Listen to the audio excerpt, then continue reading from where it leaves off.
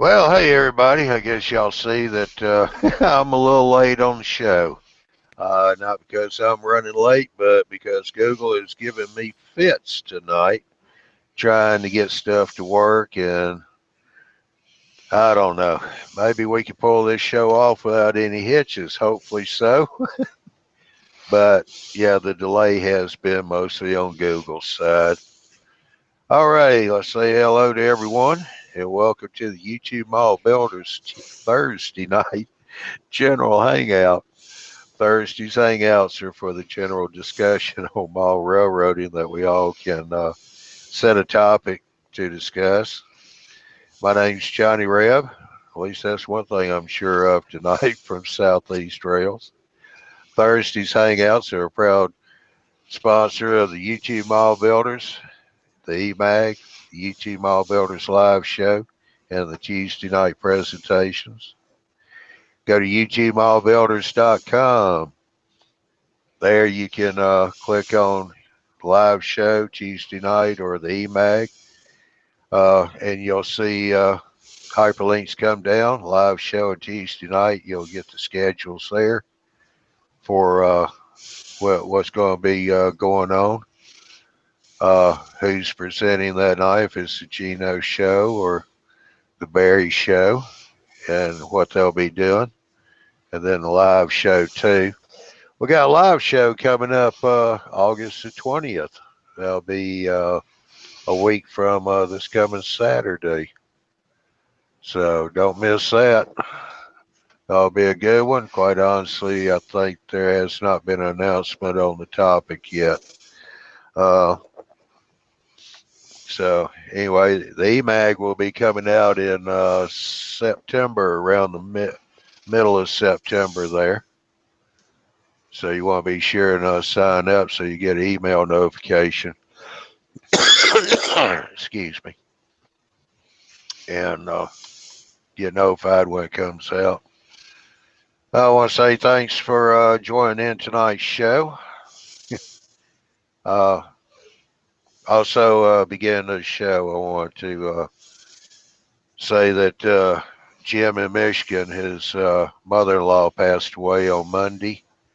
So he's down in Detroit, is it, Phil? Yeah, I Yeah. believe so. Yeah, so he's down there, he and his wife, is his wife's mother. And we send our condolences to Jim and Bonnie about Bonnie's mother passing. We're sorry to hear that. So, everybody out there in the Q&A, be sure and post your comments and questions. All right. Yeah, thank you, Sparky. I'm sure Jim be appreciating that too. You got a webcam yet, Sparky? We want to get you in here on the Hangouts. Let you start sharing your knowledge with us too. And we'll be glad to help you out. Mr. Hawks, how you doing tonight? Oh, I'm doing fine. Yourself?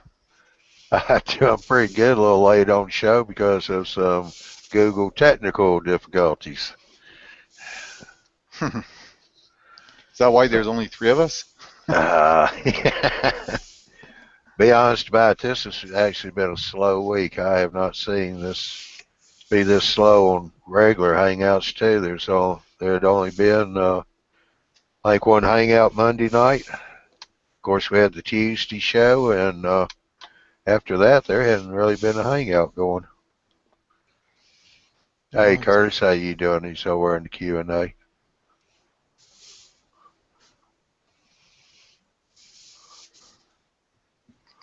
But that was a good update you had there, Hogs. Oh, I haven't been doing anything much this week. Yeah, I mean, I watched that latest update you just put out. Yeah, that's about the last thing I did. Yeah. Well, Yeah. it's been almost like 40 degrees every day. with like with humidity. Oh, 40 degrees Celsius. So up closer to what, about 100, 110? 40 divided by 5, 8, 72, 104. Yeah, 104, okay. Yeah. I usually add about 50 to the Celsius, and I come out kind of close. 50, 55. I don't remember the exact conversion. So it's pretty hard to work in that heat. Oh, yeah, yeah. Try doing it with a hardtack. That's the reason why you don't see me out there. I got a yard needs to be cut. Yeah. Hey, Bruce, how you doing? Good to see you in the Q&A.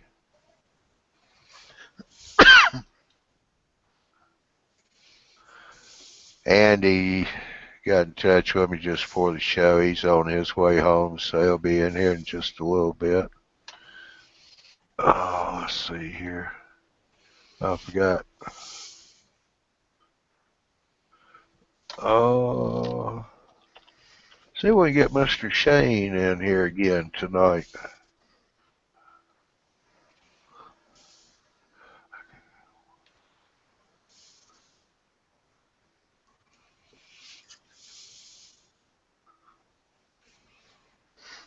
Well, I was working on something like slowly. It's a refinery. Oh, yeah. Yeah, you're a refinery. I think you were saying in the update that's what, 6 kits? Yeah. Right now I'm working on the United Petroleum Refinery. It's a pretty big kit. It's got it's the one that has I think 6 stacks, 6 smokestack. Oh, yeah.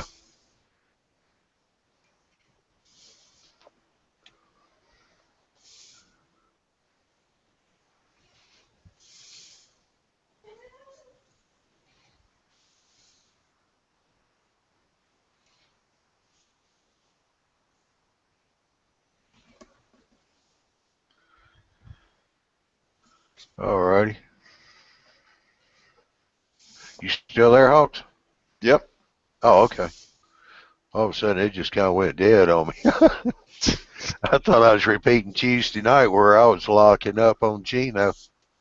Got kicked out twice. Camera. Huh?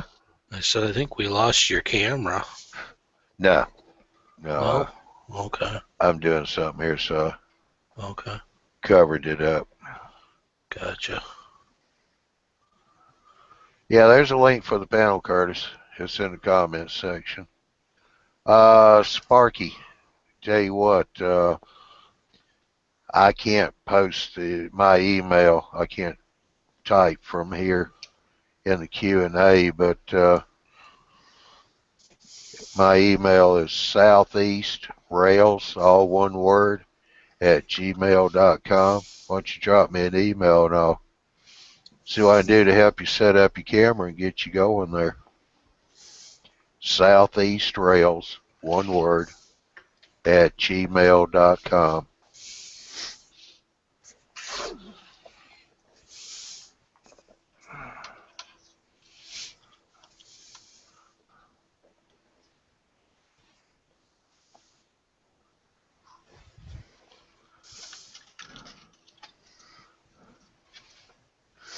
Well, if you want to pop in, the panel link is in the Q&A down there. You can pop in and give it a shot if you like.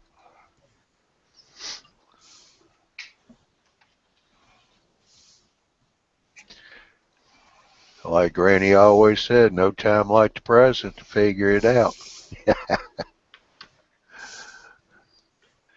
You know, Phil, I think I'll present you since you're the only one doing anything right now. Okay. I'm just sitting here playing with some fuzz. Making some more trees. I haven't checked to see if Terrain Tutors put out another video on his way of building trees. I was just on there yesterday. I was looking. It's Spent a lot of time looking for flock and static grass here with the last couple days. And that one that you shared with me had come back up and, watch it again or something like that. And it didn't look like he had anything that he's posted here lately. Yeah, okay. Well, like interesting process. Uses straight wire where we've been twisting wire. Yeah, that's what this one was a twisted wire tree. I did get some wire here the other day, some stranded stuff that I want to try that technique with. Yeah. And be getting around to it here one of these days. Yeah, it's getting pretty busy for you. Yeah. Getting ready for your big day. Mm-hmm. Let's see what Mr. Hawks has got going here.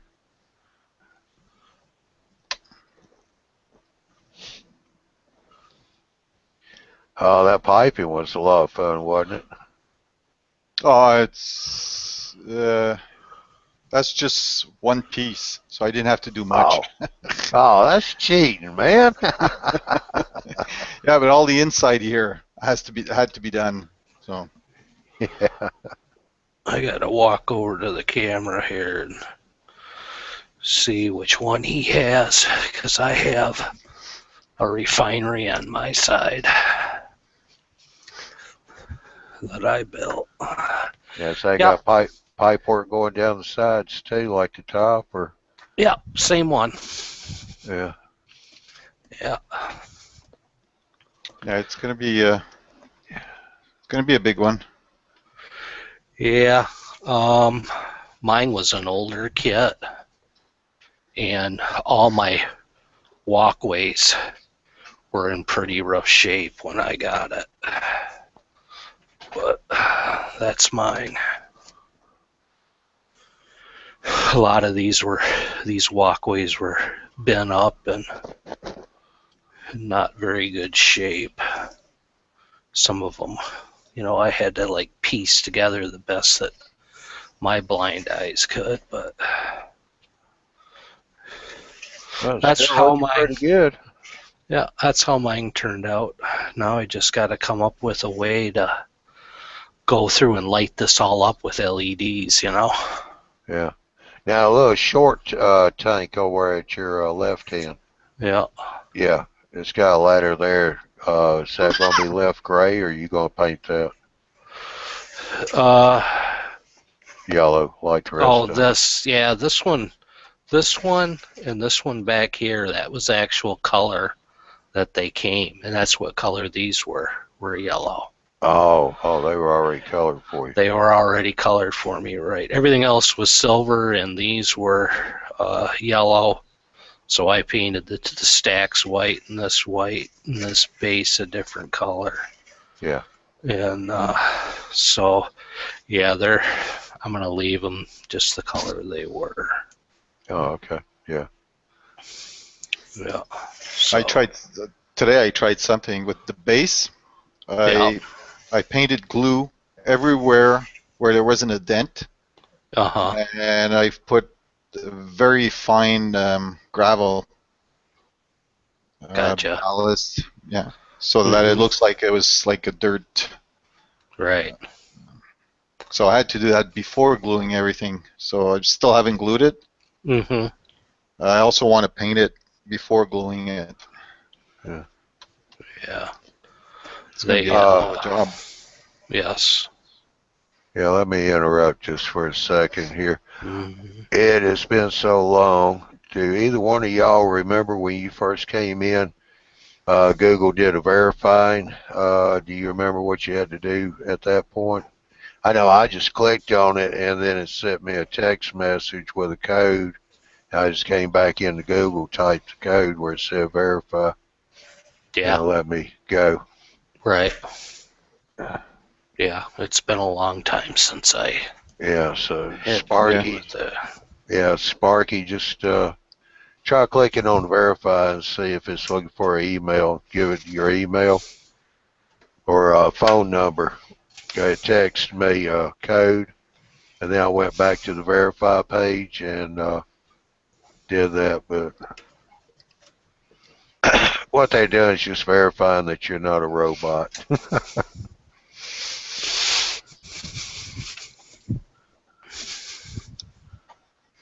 Right.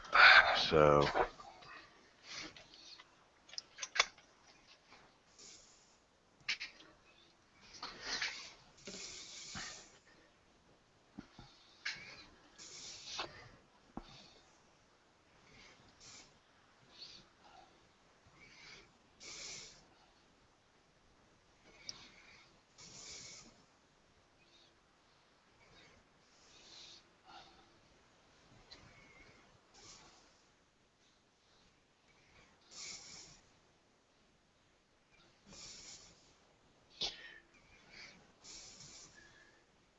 Well, Phil, I'm gonna let you keep working on that. I want to jump back over here to Mr. Hawks, and That's fine. he's oops, got his logo.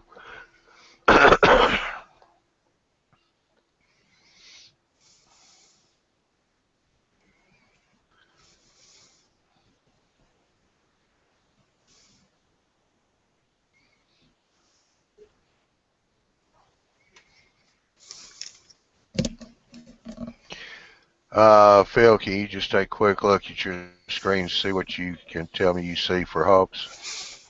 I'm just getting us a logo. Yeah.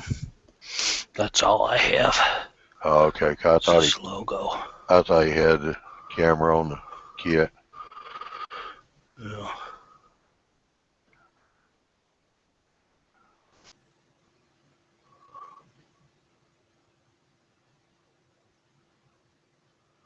Okay, he just dropped. Huh. I just walked up and pushed on his picture. And you threw him out. I did not. If I did, I didn't mean to. Yeah.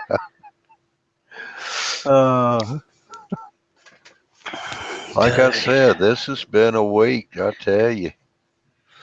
Yeah. Yes, it has. Yeah, I was beginning to wonder if I was going to be able to get the show to go or not. Right. Timekeeper's going over. You passed time. Hurry up. Yeah. Drive my timekeeper crazy. Right. Don't do that. There I go again. Spraying on the carpet. My few socks are going to come off.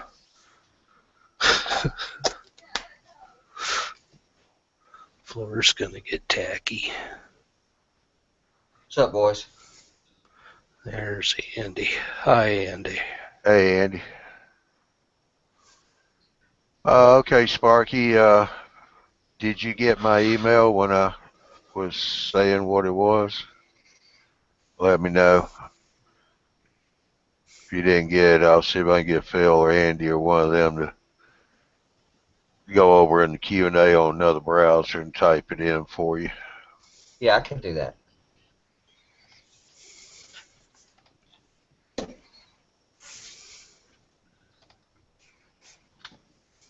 So do you paint that polyfill after you put it on like that, or are you going to paint it, or are you just going to put foam or leaf flake or whatever right on top of that? I just put it on top of it. At the grade color. That's cool. That's all right. I can see a reason why that would be the best way to do it, too. I mean, if you're using grade leaf flake, so. Yeah, and I've used it even, when I used the hat was white. I used white and spray painted it green, This stuff's the actual Woodland Scenics polyfiber that's, it's, I don't know if it's just this bag or what, but it looks like chunks tore out of a carpet, It's just not fluffy. like Yeah. really strandy together. And you've got to, Like it might jammed in their machine. right, yeah. So you really got to go through, and you're supposed to do this anyways with it, rip it apart, but you really got to get in there with your fingers and bust it up to get it more strands to it.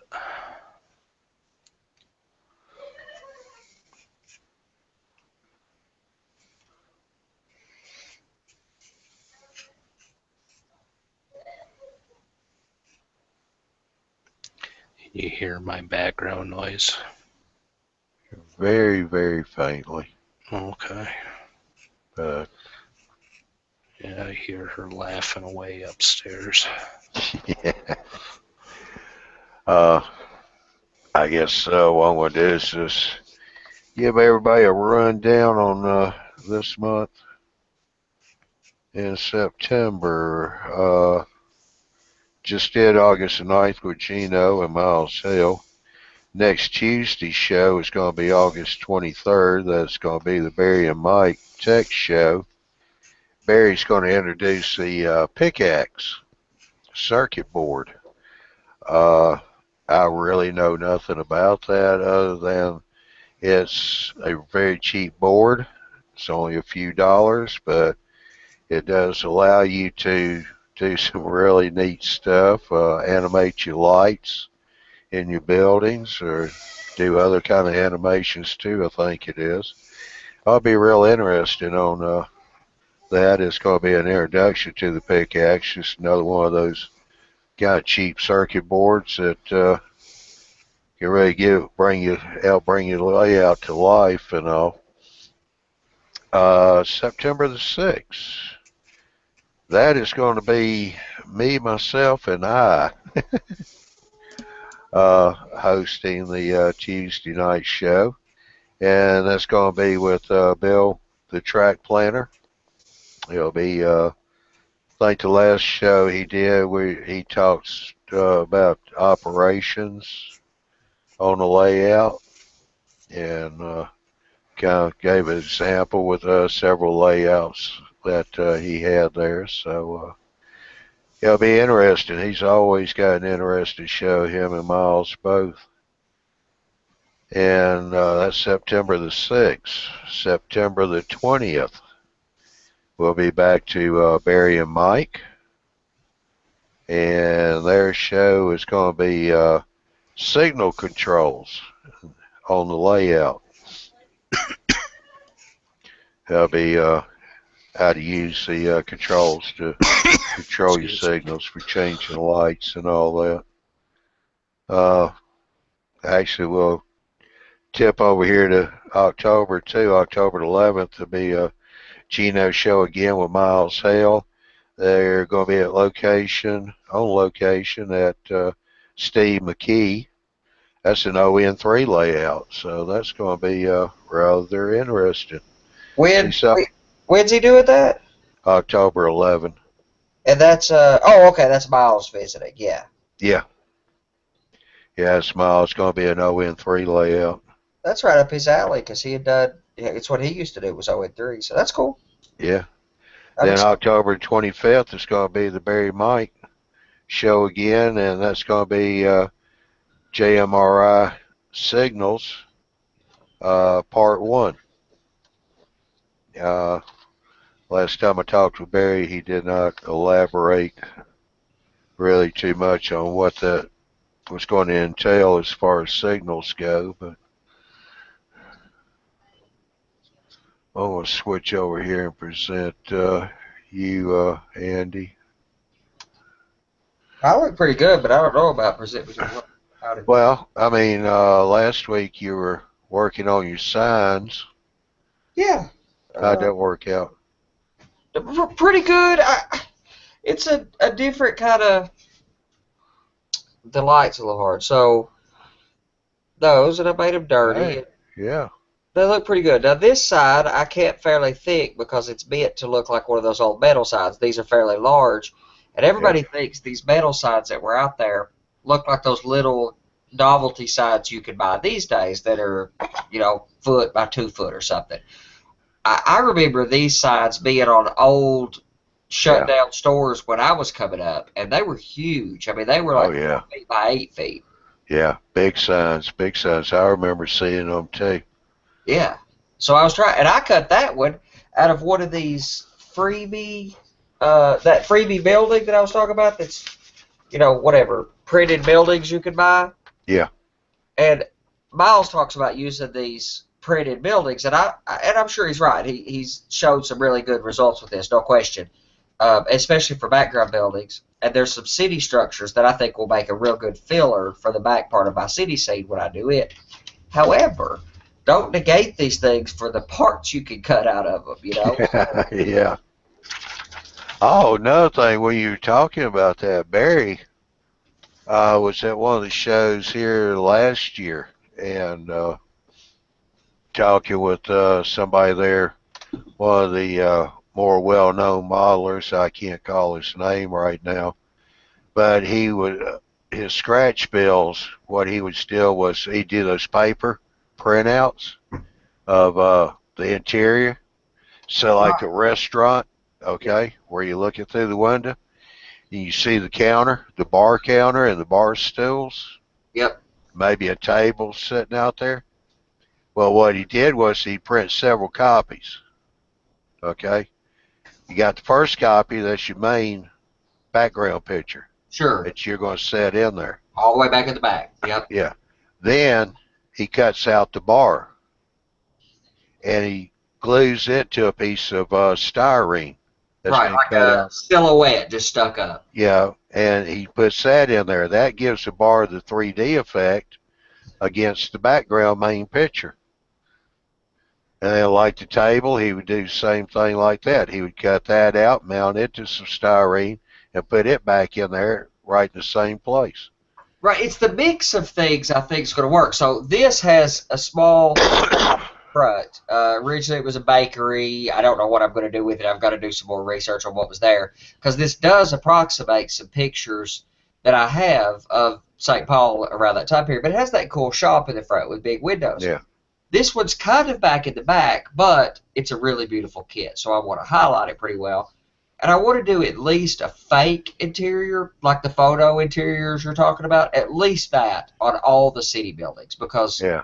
those big glass windows, on these little houses and stuff, this one has a full interior, and that's all fine and well, and I'll probably go through with some of it because it came with it. You can't see much inside that with curtains and such. Yeah. So now I found the best place for some of this interior stuff that I found is Shapeways.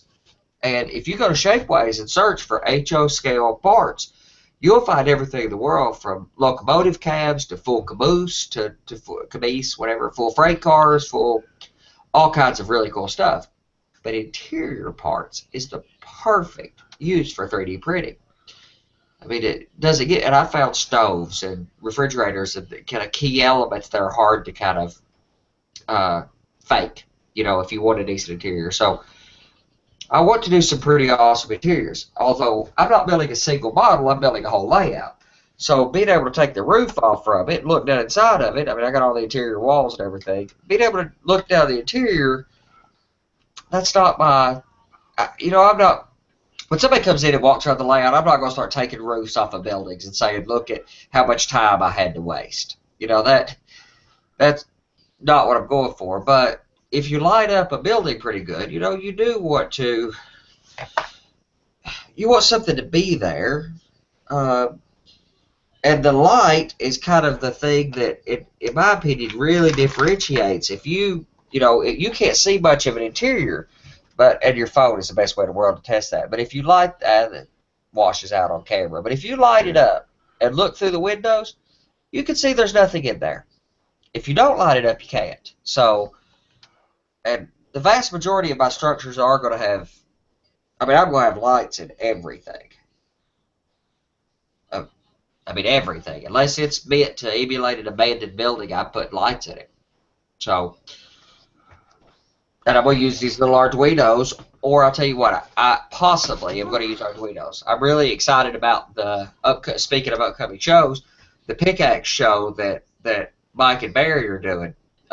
Those guys are pretty good at getting me to spend money on things anyway. So I've spent a lot of time learning the Arduino, and it's less about money because the thing that's so fascinating about the pickaxe is it's dirt cheap.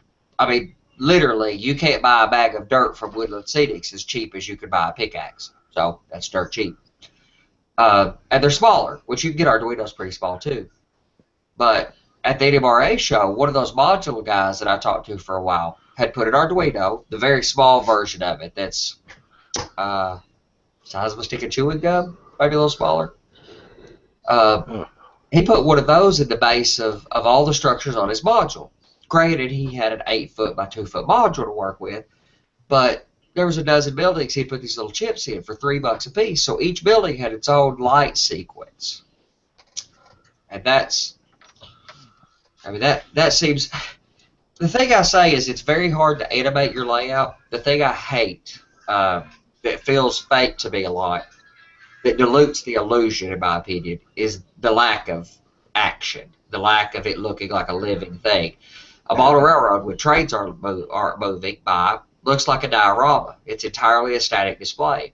You know, I've tried to make moving water. I put real liquid water on a layout years ago, and it's horrible. It doesn't flow right.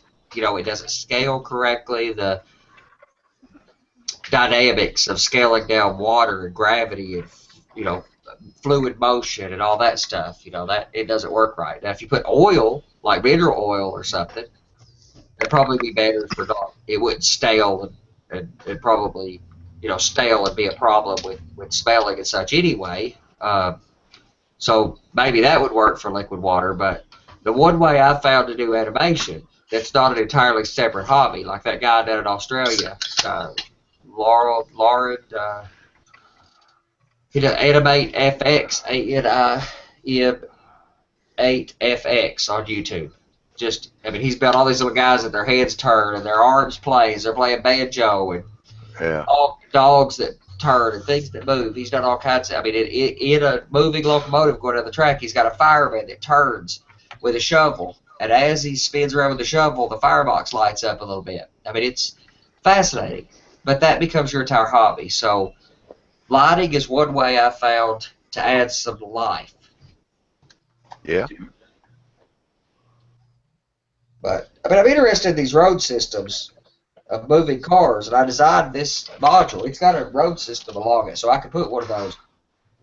But doggone, man, they're a whole lot of money. I mean, like I said, it becomes a hobby unto itself because you buy it's not cheap. Yeah, the follow road system. Yes. That's the one you're talking about. Yep. And I'm totally enamored by it. And if I could figure out a way to kind of self-create it, you know, build the electronics and such,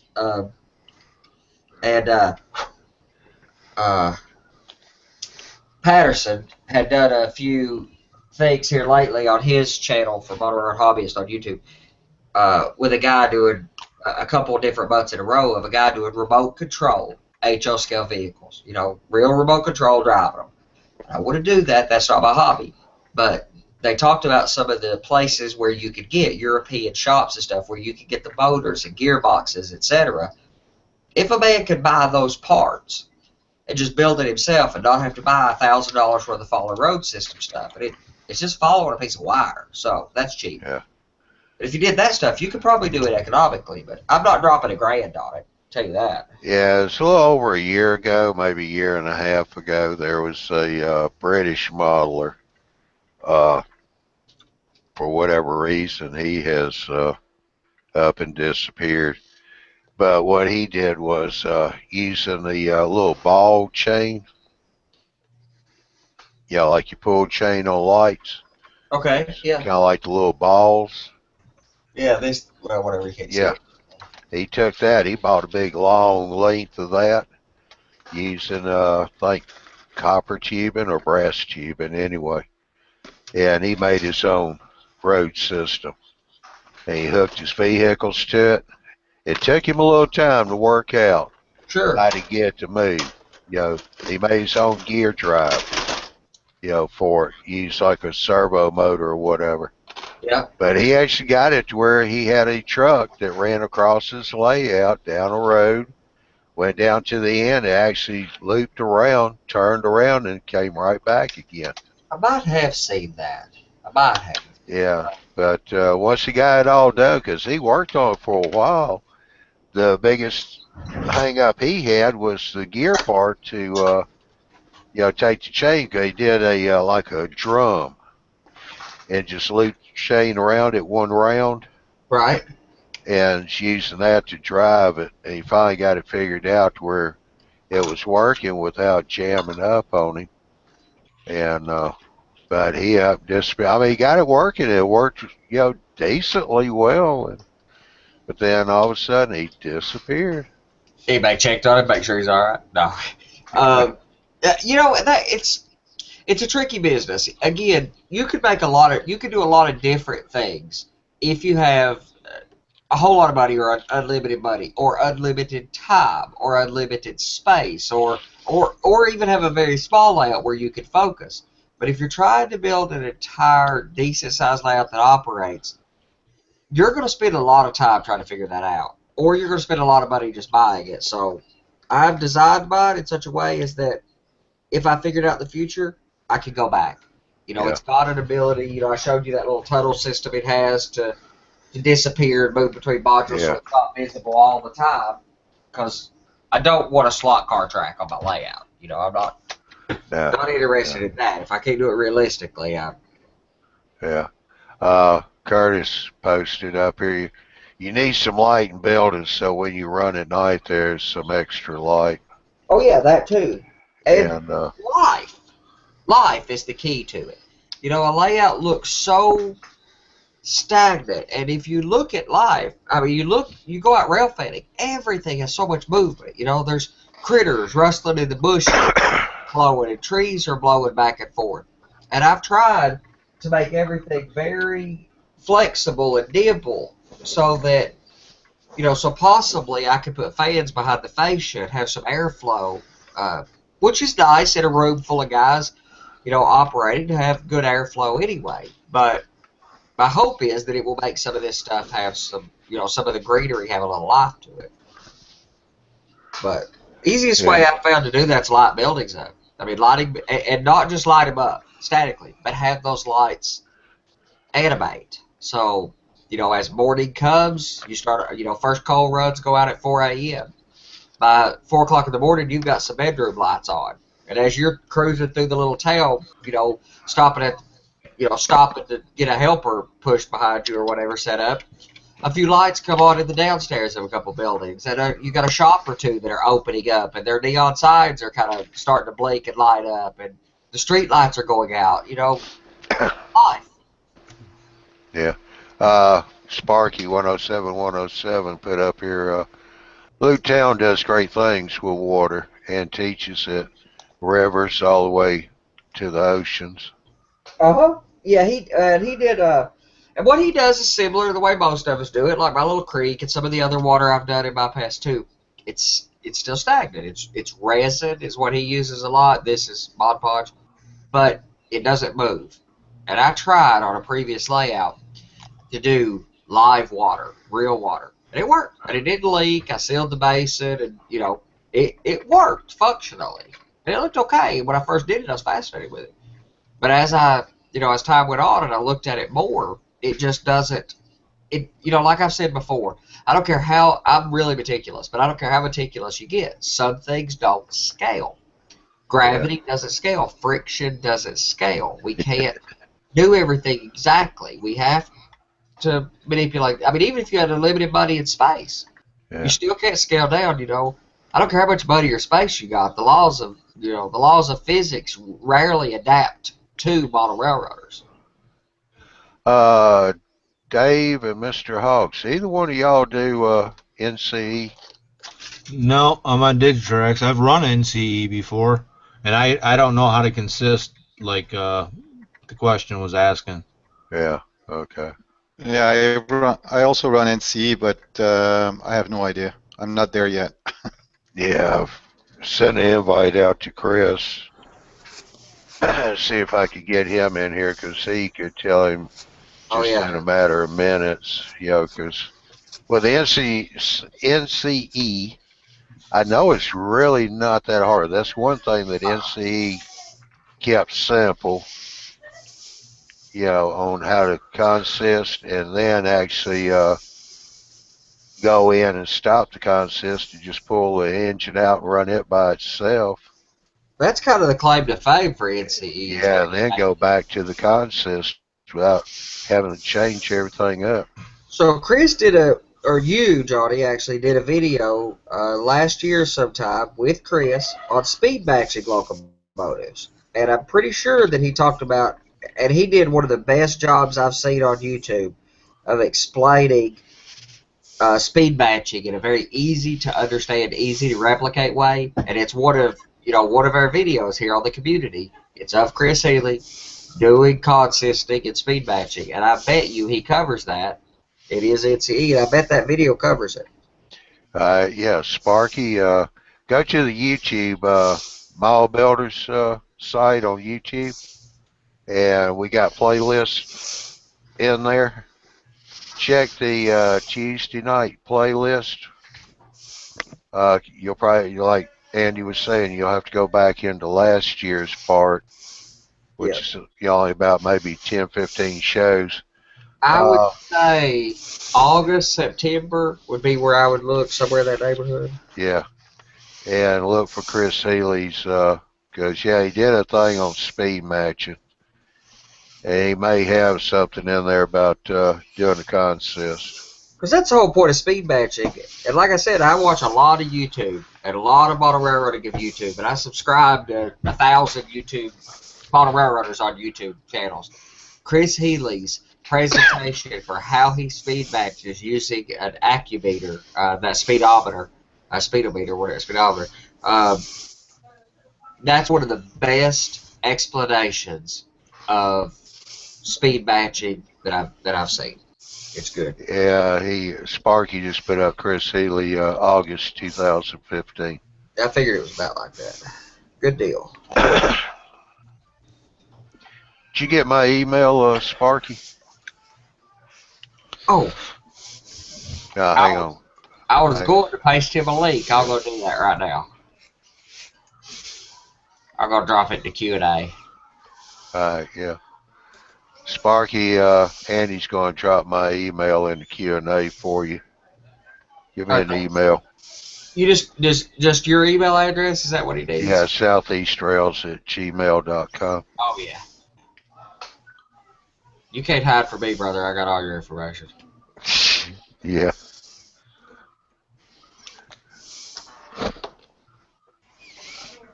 I got bad news for you. What's that, Lee? I'm hiding from Andy, and he has nothing about me.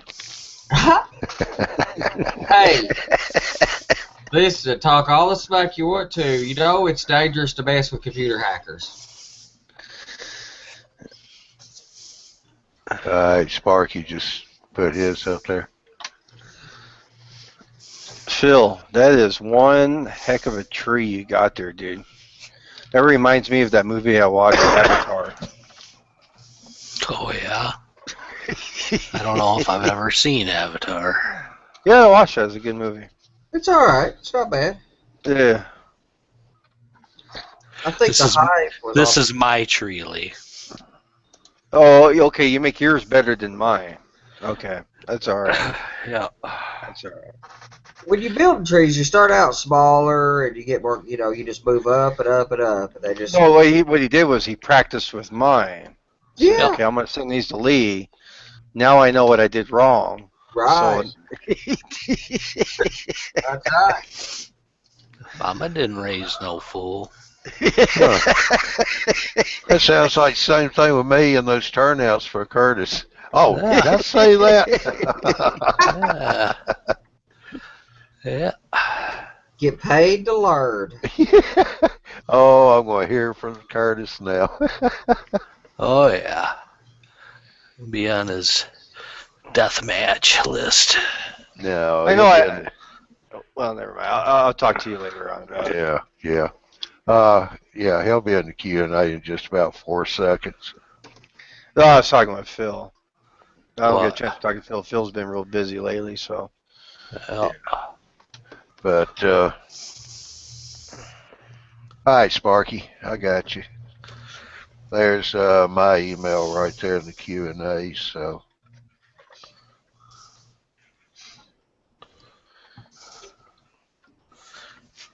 Hey, Hawks, if you don't want to use that piping section, I'd be more than happy to take it off your hands. Yeah, me too. I've got to go buy 2 of those kits because I have to kit bash a couple of buildings.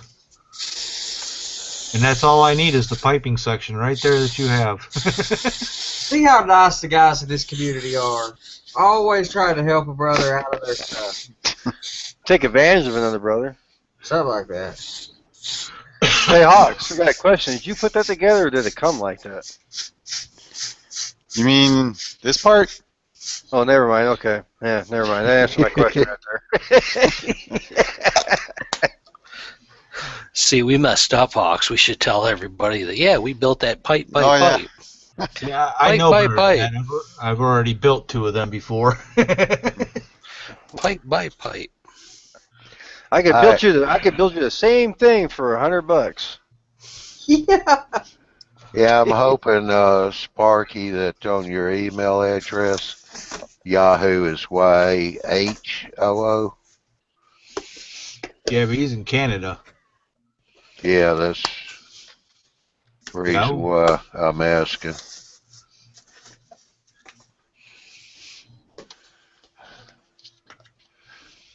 Since I've been doing this kind of stuff here in the Hangouts, I've been learning about being international.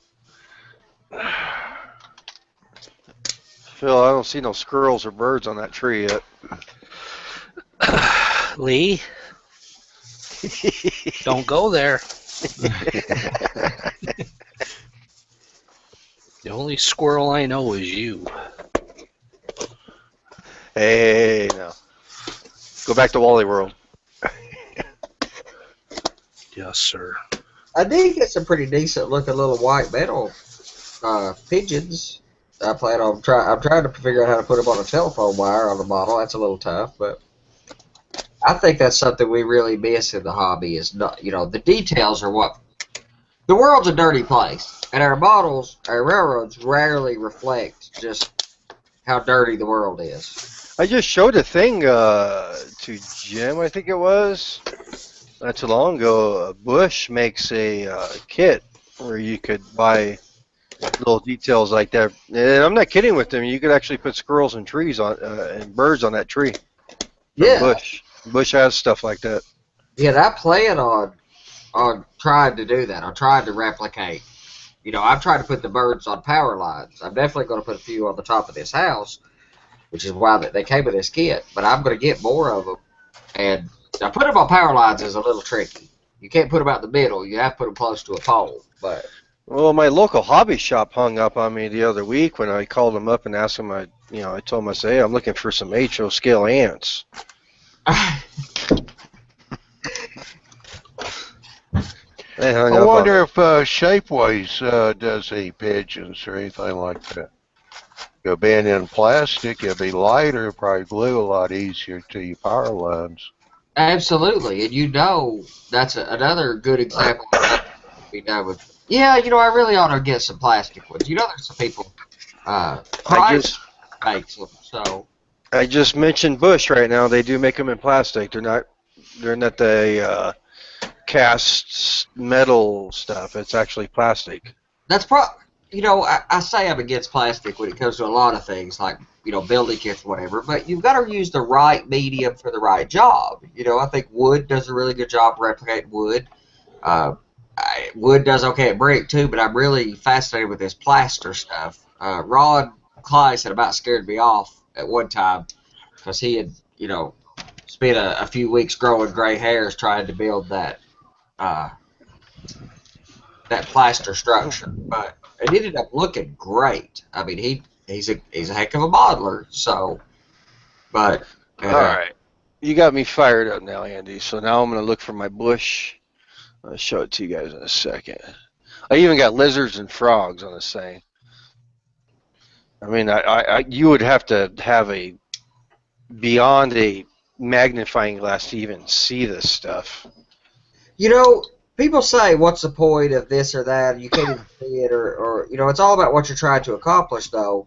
But I'll tell you what, if you're trying to take photos of your layout, it's Found amazing it. how much the camera shows. Let me, you know what? Yeah. In my experience of model railroading, and I've been in this since I was, I don't know, 6 or 8 years old. Yeah. The details do matter, believe it or not. They're what makes it look, like I said, the world's dirty. And Yeah, but it all depends on what scale you do too. That the details matter. That's the key. yeah, how far you go, how far Well, down the rabbit hole. Yeah. in scale wouldn't matter, but But at HO scale, look at Gino's work, for example. I've said that. I go out and buy these $100 plus whatever wood kits. Gino will take a $4 model power or plastic bill or lifelike plastic kit, like that signal tower, the interlocking tower that he built is a plastic Atlas interlocking tower, and it looks like a fine-scale miniature craftsman kit. And on camera, it looks great. But his layout has the things that I'm saying we miss a lot of times. It has, little pieces of newspaper spread along the track. It's dirty. okay. So there you see on my desk right there, some sprues, right? You can't see nothing but sprues. Hang on, I'll get you presented. Don't do it too long now. There you go. So this is a bush product that I've been talking about. Okay. I can't even, let me get that in the camera. I can't even pronounce that name, but it's HO 1153, small animals. And penis. Yes, and then I'm going to hold up some sprues right now for you. So even if you got little fish. Back off, you're too close. It won't Yeah, focus. let me put my hand back there. There we go. There you are. So you got snakes, butterflies. Oh, yeah, I my mean, you can't even see the butterflies. A rat or a possum. That's a possum. It's a New York City rat. Bill would love that. I mean, they even got little, hornets on here. Let me go What? the other way here. Yeah, little hornets right there to the, would be to the right, I guess, to the rat. And a little gecko or whatever selling insurance. And then, let's see here. Then we got, You got a piece of dark paper you can put in behind that? yeah, let me, maybe a white paper? It probably have to be. That's not horrible. Your mouse pad. How's your mouse pad up there? Yeah, let me focus it down there on the mouse pad. We'll get over the fact that it's UP. We'll just have to be all right with that. But Yeah, hey, no. There we go. So you even see a little owl, Yeah, squirrel. And that's bush. a rabbit. Yes.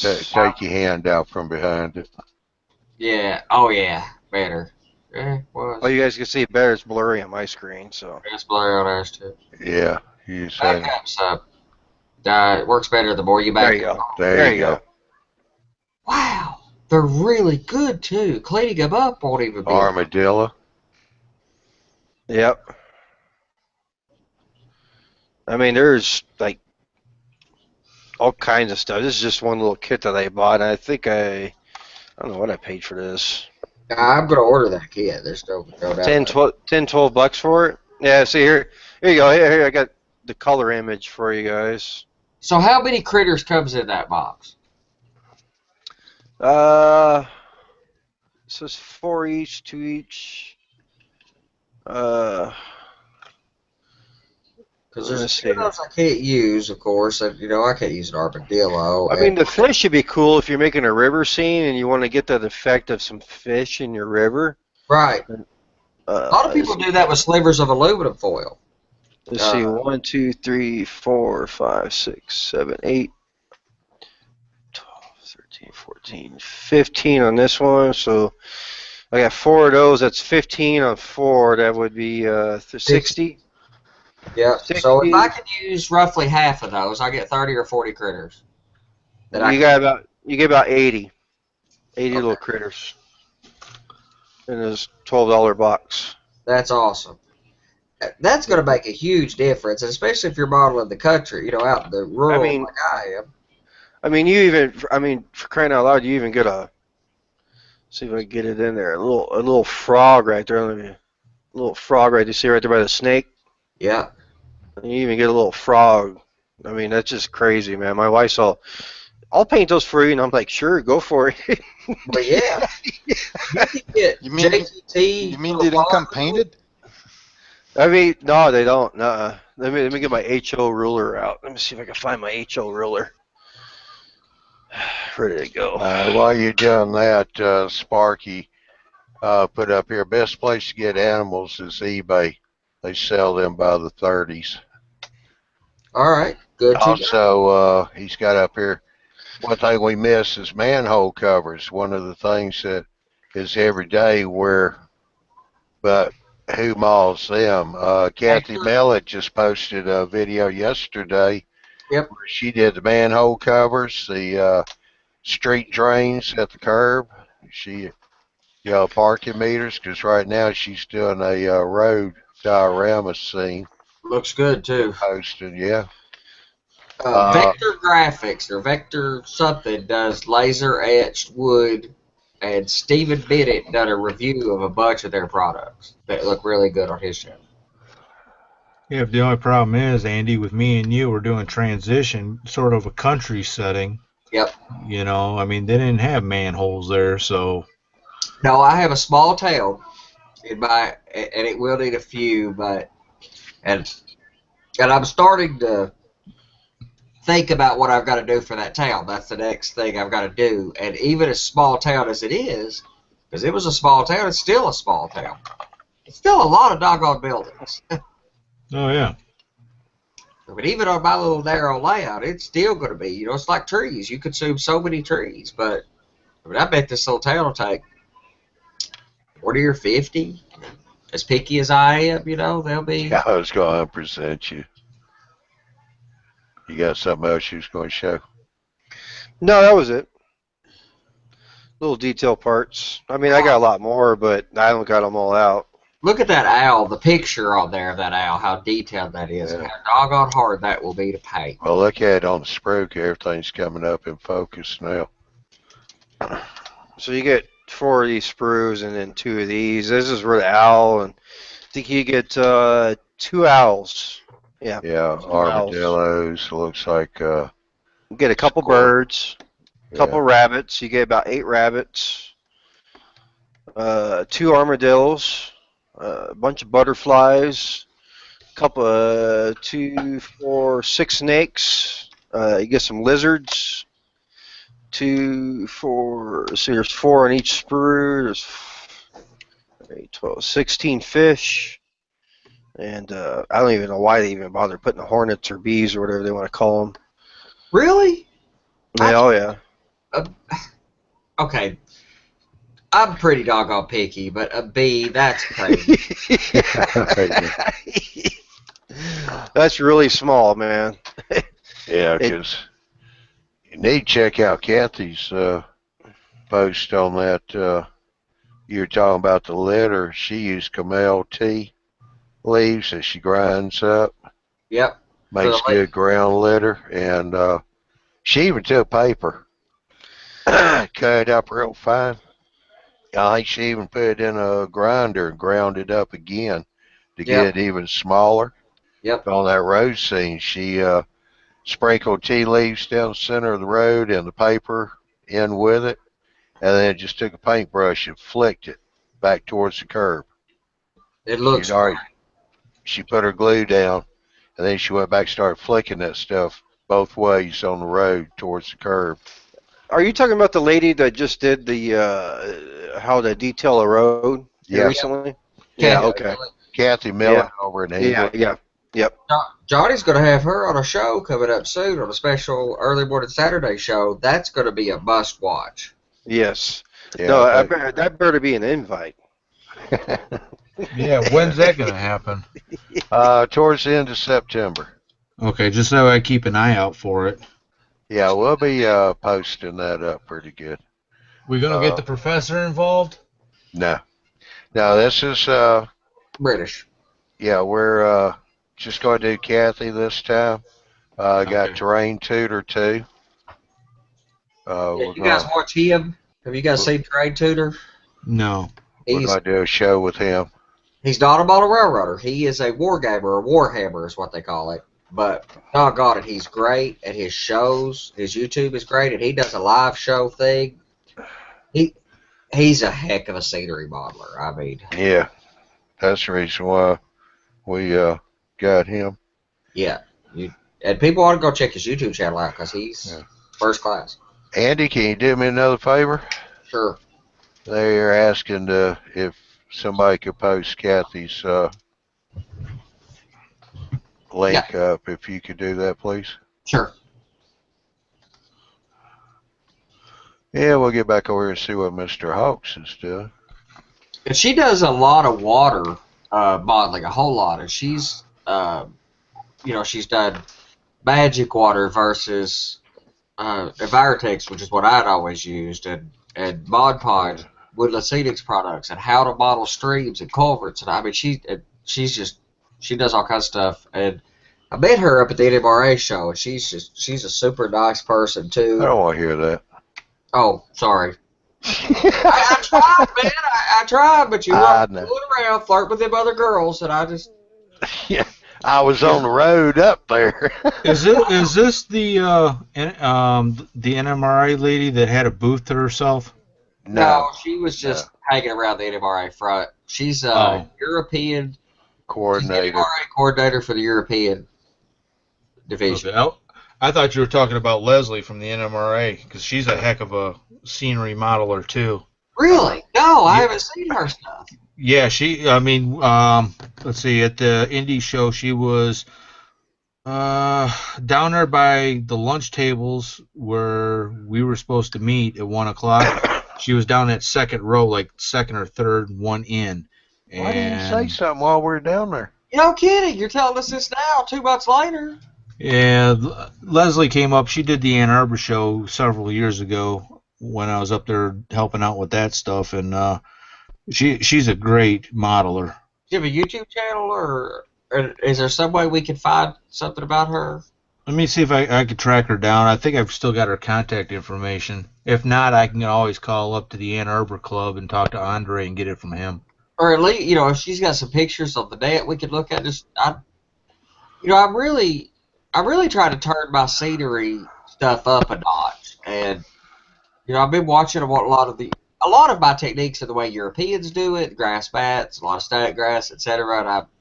But I'm not getting all the way to the result I'm wanting. It's like I see what these people are doing, I know what I want, I'm close, but I'm missing something, or not smart enough, or there's something I'm missing, and I can't find what it is. Too much obsession. Yep. Well, that's like that quote. That is like the quote that I agree. perfection is the enemy of the good, or whatever. That stops you. So there's her link. But I'm close. I'm just not good enough. For certain parts of it, I'm totally satisfied with. I like the trees. I like my tree strategy. My undergrowth, yeah, it's okay. I got parts that are okay, but I'm missing something. I can't tie it all together. There's issues and gaps and just something I can't get all the way there.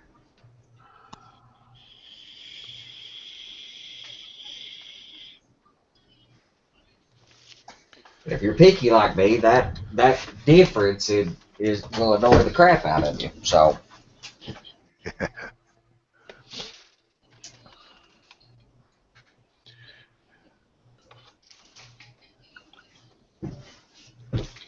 Looking good, Phil. Thank you. Another one down.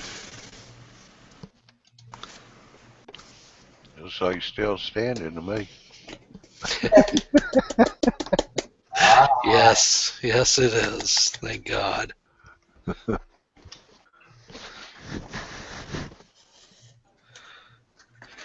twist them just right, they'll stand. How many do you have to do? Unlike a lot of people, I don't have a lot to do. I have no set determined number. Oh, come on. You got a layout in Kentucky to help with, too. Don't be quitting on us. Yeah. Well. Yeah, then we got John's layout, which will be sometime next year. We'll be needing trees for sceneries. Yeah. Yeah, his dad's too cheap.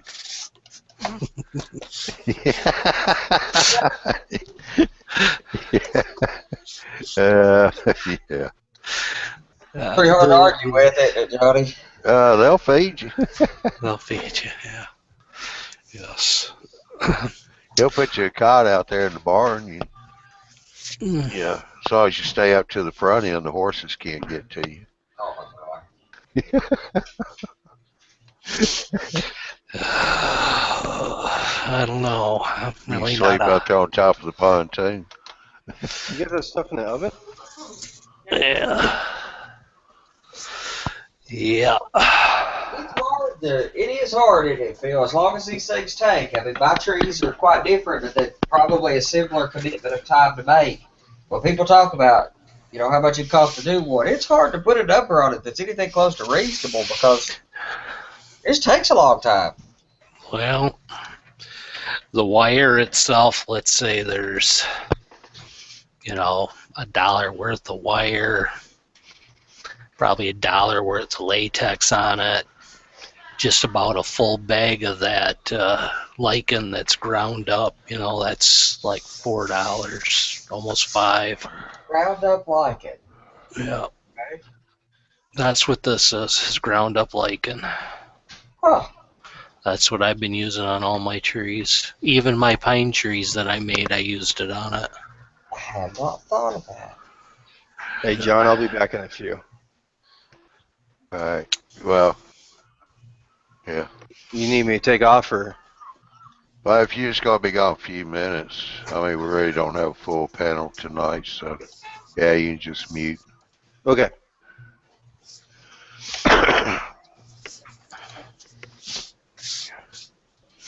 But, all right, I'll get back over here and see what Mr. Hawks is doing again. About done for tonight. Yeah. So that one that you're just working on, is that some kind of furnace that you? Oh, that's the what do you call it? The United Petroleum Refinery. Yeah, but I mean that structure that you were just working on, you put a couple of caps on. Oh, it's still going over here. Like one of them is going here. Yeah, now I'm talking about the structure you just put back up on the base. Oh, this one here? Yeah. I guess that's the. I don't know. It's part of the kit. Yeah. I don't know what that is. Maybe some kind of evaporator furnace or something. Mm-hmm. Sounded good anyway, huh? Yeah. It's going to fit pretty well with everything else. All the 5 kits that I have, or 6 kits that I have. So. Yeah, Sparky asked how much room is that going to take on your layout? And yes, Sparky is HO. Yeah, I'm HO, and the full. Oh, hold on. I'm just going to go check. Good, almost 5 feet, wasn't it? What, just for the refinery? Yeah, for the whole section that you're doing. The refinery is 40 inches by, let's say, 20 inches.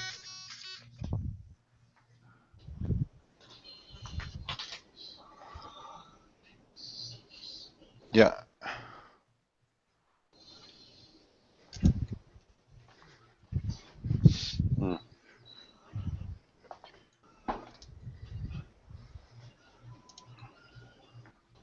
Now, how long is it going to take you think, to build those 5 kits together? Oh, yeah, I've got one, two. I got 3 of them already built. This is the 4th one. The 5th one is I've got all those little, what do you call them? Hold on. Oh, one is a tank car oil loading platform. Uh-huh. And the other one is loading racks, because it's also going to fit with the propane tanks. Oh, okay. Dual purpose. Yeah. And I don't know if you can see all over this here. Yeah. This is basically, I bought a kit of pipes. So once I know where I'm going to put all the kits, I'm going to assemble some piping to be able to feed everything together. Now, you bought a newer kit than what Phil had, but did your ladders come already color molded, or you going to have to paint everything? Oh, I'm going to have to paint everything. Yeah. Everything is gray, except for the platforms that go in a circle around the. Yeah, that's what I was talking about, those who went around the stacks. Yeah, around the stacks, it's only the platforms that are yellow. The ladders are all gray. So yeah, I want to paint all those. I don't have good luck with plastic if you don't paint it. Even if you weather it. I mean, I will say that. However, Jimmy did a kit or two, and he just dull coated them without painting, except when he had to, and they ended up looking pretty good. So maybe I'm wrong about that. I've always thought I pretty much had to paint everything. So Well, I agree with you. Like all my kits are painted, all yeah, of them. It covers the joints. It covers the little mishaps or. right. Well, the gaps are the big part. Like, a lot of people say, and nothing against that's, however, whatever works for you, that's, works for you. But a lot of modelers lay out all the parts, paint everything on the sprues a lot of times, and then assemble it. And that don't work good for me. I like doing sub-assemblies. Like these buildings that I'm working with here. I built the box that was the structure and then painted it so I could take advantage of what the paint does for filling that little gap in, or at the pieces. Mhm. So I don't have any luck pre-painting all the parts. Well, if you look at my cement factory, it's I think it's 5 kits put together. Wow. What's the footprint of that structure look like then? How much space on the layout? Hold on. Well, I guess, brother, I would try to put you up to work. You're just giving him his exercise for the day. Exactly. That's yeah, brother. I'd say about 30 inches by about 10. That's a nice structure. One of the things another one of the things that I growl about in our hobby is we have taken selective compression too far. Trees are too small, structures are too small, and they don't look realistic that small. Well, like I said in my video, I really like most people you see, they just take it out of the box and just put it there. Yeah. I don't like that. I want to be completely different. So I've got, like for my cement factory, I got the silos, but I've got that little, what do you call them, garage, or where the hoppers go. Yeah, like a loader. It's a Unloading, yeah. So with the kit, it came like it was attached to the silos. So I redid a new roof and I put it completely apart. Then I bought a conveyor belt. I bought an extra silo so to feed the cement trucks. I had 2 kits, those uh, you find those in the yards there, those buildings. Control. Like an interlocking tower or something? Yeah. Well, I had two of them. I don't know why I bought two, but so I took one apart. I removed some walls, and I just put it on top of some beams to make it look like a little office. Then, of course, I got another piece, which are two garage doors, so that people come in. I mean, you could get cement bags, and so all that put together makes a big layout. Right. Yeah, that's awesome. That's, I think that's, I mean, I know if you're trying to build an operational railroad like you are, like I am, more industries are a good thing to have more operation.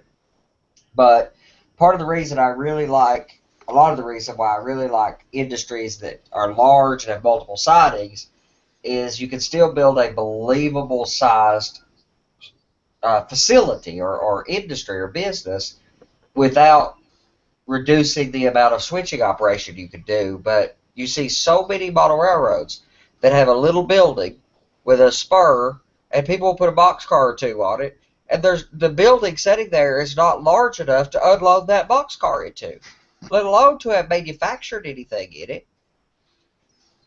So Yeah, Sparky's got a couple comments here. That's the thing we have to think about when planning the size. I am doing a 6-stall roundhouse, and I'm praying it's not too big. they're big. A roundhouse. Oh yeah. Uh, Then you got the turntable go with. He also said we won't, but then it don't fit. So then I have to go to Mahler's Choice. Oh yeah, I mean selective compression is the name of the game. You're going to be doing that. I think people have overdone it. Selectively compressing a tree, for example, is taking a 100-foot tree from the 14 inches it should be and making it 10 or 11. The problem is most people have, or Woodland Scenics and others, have compressed that tree until it's 3 inches tall. It's the size of a bush. Yeah. Speaking of turntables, I got a picture from that layout that we did on Tuesday that Miles done. That yard facility with the turntable was 8. It was the size of a sheet of plywood, pretty much. So, if I could find that picture. Hey, get it up, I'll present you. Yeah, I'll find it in a second.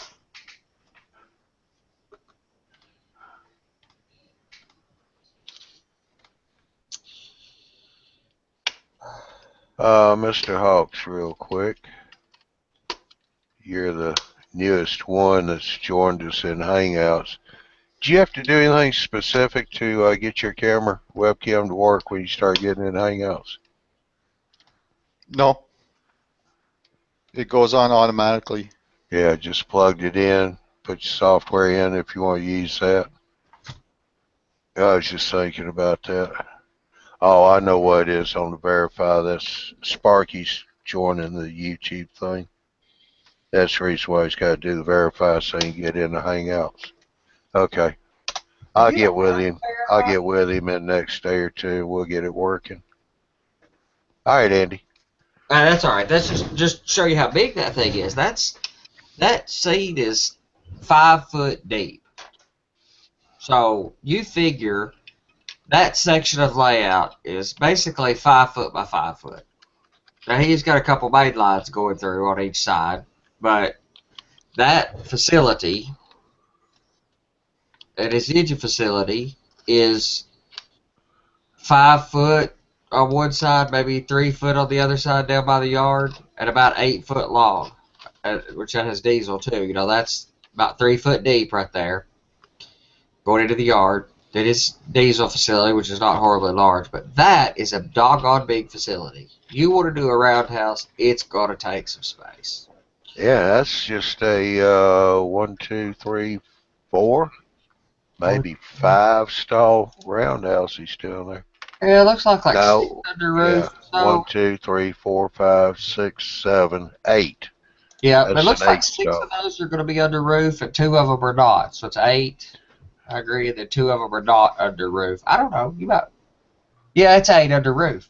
No, it's 8 under roof. You're right. Yeah, because Roundhouse comes with 3 stalls, and the add-ons are 3 stalls. So it should be 9 then. Yeah, he's kit bashing one. Is what he's doing. You're right, because it's 8, not 9. But Well, technically it's 9 because there's an outside track outside that one wall. Yeah, there's 2 Yeah, but on the kit, so you got 3 stalls under roof. Oh, okay, I see what you're saying. You got that little engine facility there. He had this guy. This is a nice layout. Of course, there's a long way to go on it, of course, but it was a nice layout. And it's rather large, but he had some structures like these right here. This one, which is a Volber kit, or Keebry, or Faller, but I'm pretty sure he said Volber. And I've got to get that one. I've got to go spend some time looking through the Walther's catalog at some of the sections that I just skip over. You know, like the Keebry and Volber and Faller structures. I skip over because most of them are European.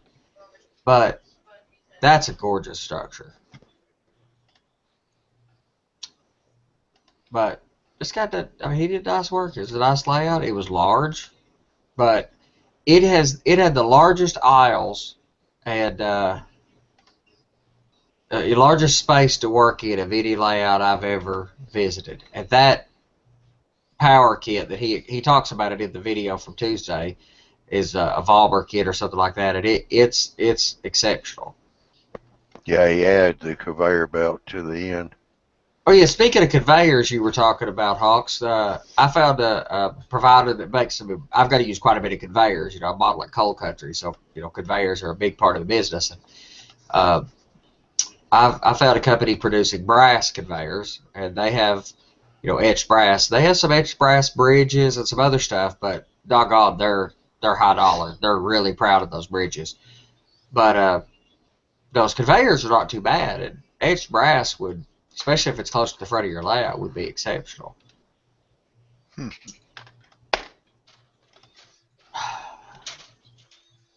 But he had such cool stuff, like these double slip switches. I mean, his track work's really interesting. Of course, New York Central was, had some fairly sophisticated track work along the layout, or along their lines. So, but you don't like static grass, all ground foam. But I just. I laughed when he said that. I knew you had to be standing there cringing.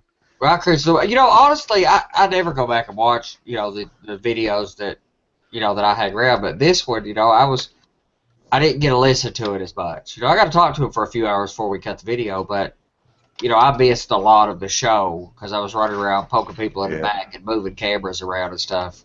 Because I switched all the cameras. But, so I kind of missed some of it. So I did go back and kind of watch it and just to see if the video was okay. It's hard in always to do good video work. I had to break some cardinal rules. Like you could see the cameraman in some of the shots. I just couldn't get around it. But hey, for what we're doing putting out, I think we're still doing a good job.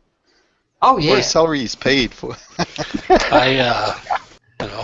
My 2 cents, I watched the show and I thought the camera work was one of the better camera works because there was multiple cameras going, and while he's talking, it's flashing. It's constantly moving, so somebody's controlling it. That was my goal, was to never stay, unless I had a good reason, I never stayed in one place more than about 7 or 8 seconds. Right. Yeah, because the thing of it was, on his previous shows, he hasn't had enough people there to be able to help him with that kind of stuff. Exactly. Because he even said in the show that, he actually had enough people.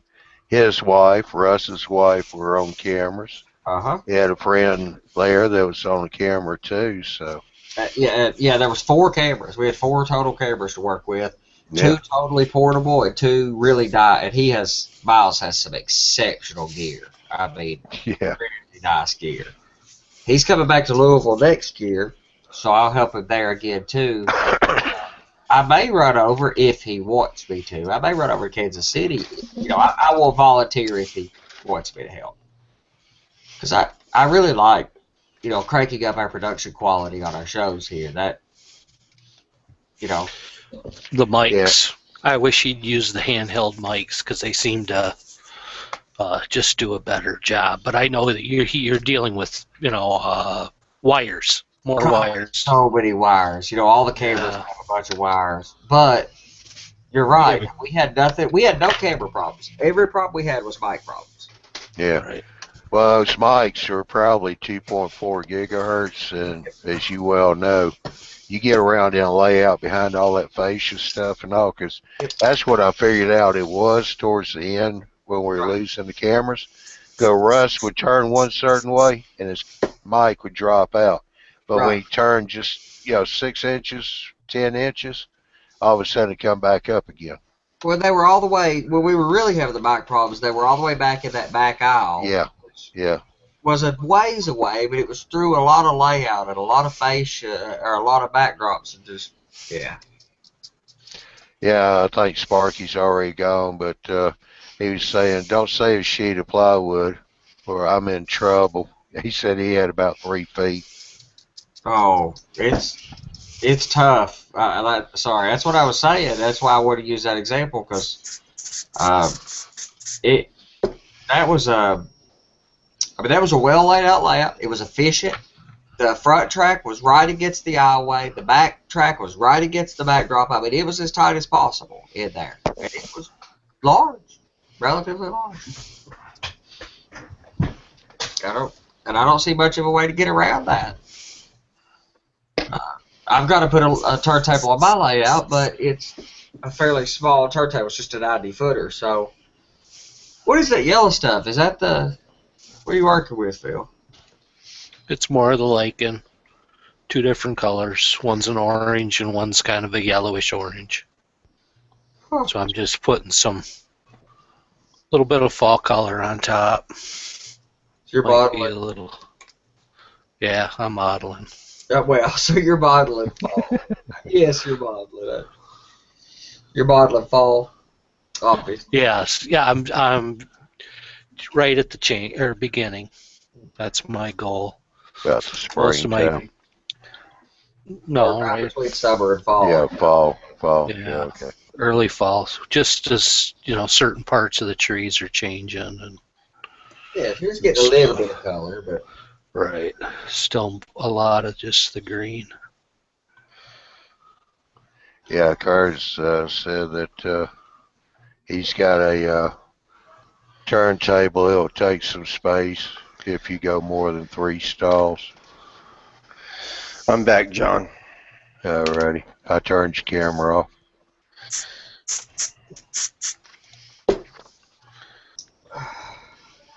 I just wouldn't be seeing your headphones while you're gone. Well, I put them there so that way when I came back.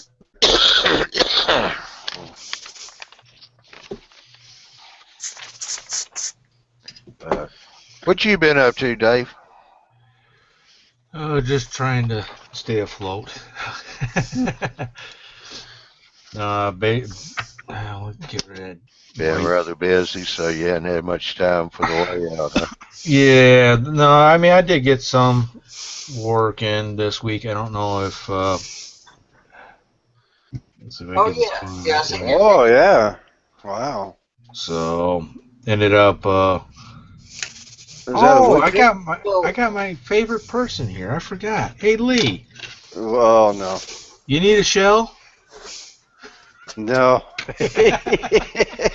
So you got to explain to us what that's supposed to. What's the prototype? Well, that's what I'm getting to. It's just a GP9 chassis. I wanted to use an Athearn. Unfortunately, I was stuck with a Blue Box Proto 2000. I found it had DCC on it, and a couple on my last steel mill layout. I went ahead and did a ore transfer car. So this will run between the Hewlett's sort of emergency loads to go from the Hewlett to the high line behind the furnace and drop, like ore or taconite, whatever it needed right then and there. So, well, it's kind of hard to tell. Is that wood or is that styrene? No, it's styrene. It's just I ended up spraying it tonight with some red oxide primer. I know it looks more brown right now in the video Yeah, than that kind of anything. looks like a wood kit. So did that have Yeah. a load? Did that carry a load in the cedar? Yeah, it carries a load up here in the top. Huh. If I get my finger out of there, and you just load it up like you would a regular Or car. ore car, and it would go down, and then as it got the little what I kit bashed up into should be louvers here at the bottom, they'd open up and the load would drop right out the bottom. Wow. Huh. So, but That's yeah, pretty I good. mean, That's interesting. What did they? yeah. What's the prototype called that? What's the name? What's that?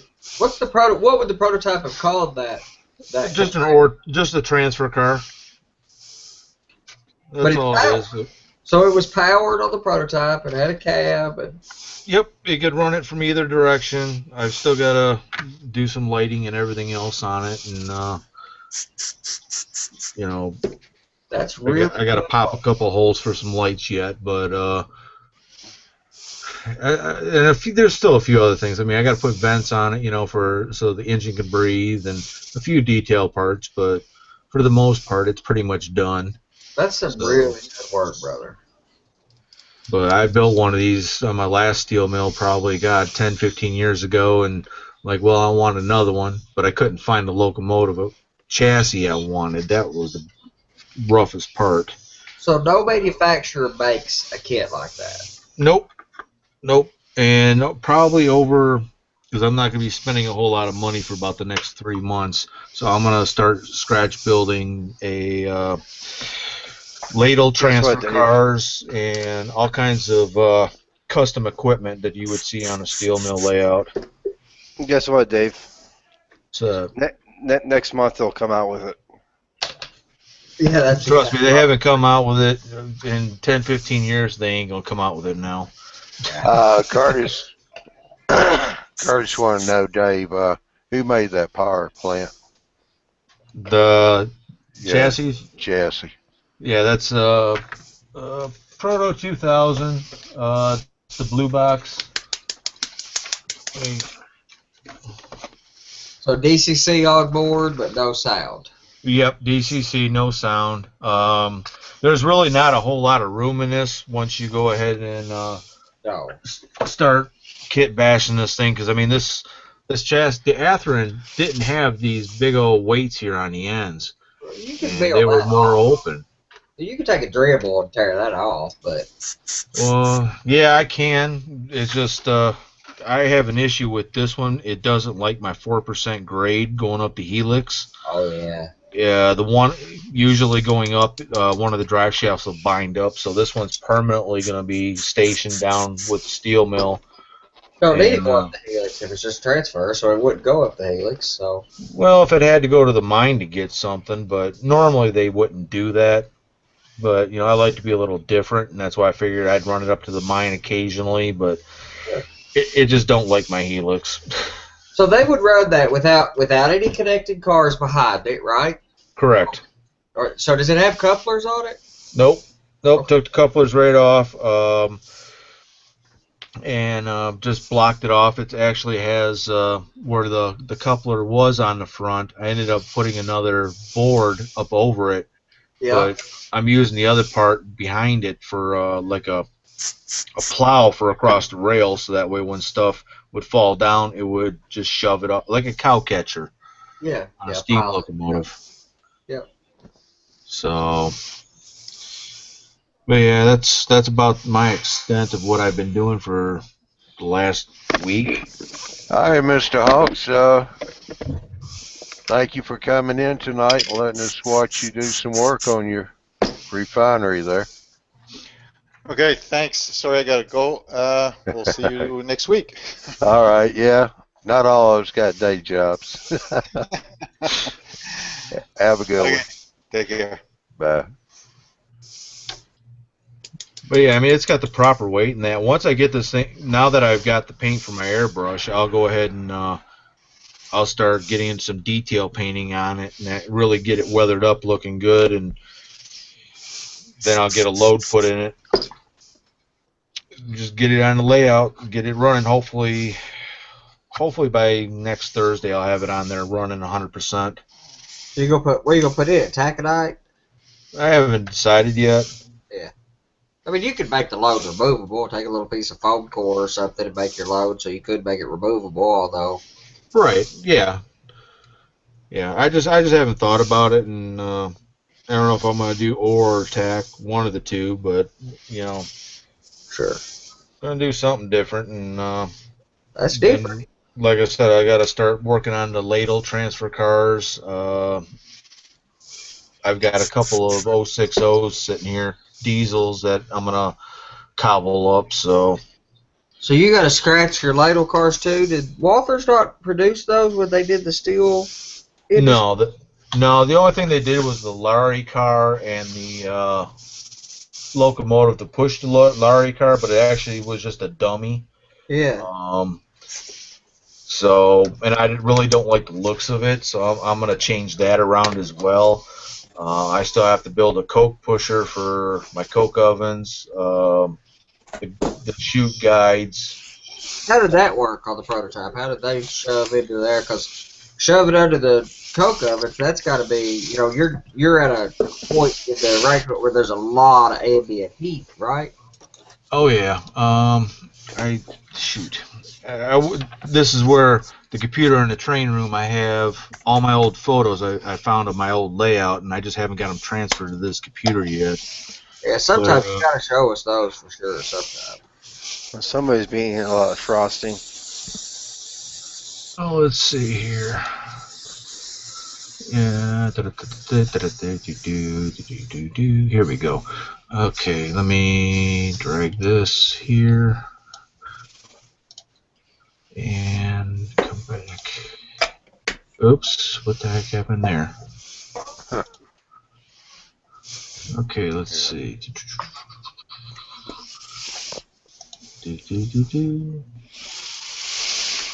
Alright, now this is definitely different. I know I'm presenting, but how do I do a screen share? Oh, upper right hand. Well, depends on what Left side. corner. Okay. Left side of the screen, you'll see a green There it box is. with a white arrow. Yep. Okay. And then click full screen. These are the coke pushers. This one right here is something like what I modeled on the last one, which I'll probably end up doing again, just for the fact of I only have like 3.5, 4 inches behind the coke oven before you hit the main line, so I have to be very selective on which one I model. Right. But basically, I mean, this is pretty much just like the one that I modeled.